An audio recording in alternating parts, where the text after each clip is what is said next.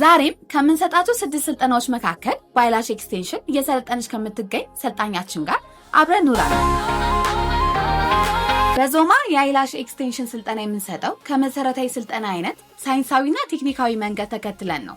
ሰልጣኞቻችን መጀመሪያ በቂ ግንዛቤ የሚያገኙት ስለ ንጽህናና ደህንነት ሲሆን የአይን የላይኛውን ክፍል ሳይነኩ እንዴት መስራት እንዳለባቸው እናሰለጥናለን። ስልጠናው በዋናነት በአይሶሌሽን ቴክኒክ ላይ ያተኩራል። ሰልጣኞቻችን የደንበኞቻቸውን የአይን ቅርጽ በማየት ትክክለኛውን ማፒንግ እንዲያወጡ፣ በክላሲክ እና ቮሊዩም ስብስብ መካከል ያለው ልዩነት እንዲረዱና ትክክለኛውን የግሉ አጠቃቀም እንዲለምዱ እናደርጋለን። ለእያንዳንዱ ስልጠና የአንድ ለአንድ ድጋፍ በመስጠት የአይን ቆብ ረጅም ጊዜ እንዲቆዩ ወይም ሪቴንሽን እንዲኖረው የሚያስችሉ ሚስጥራዊ ቴክኒኮችን እናሰለጥናለን።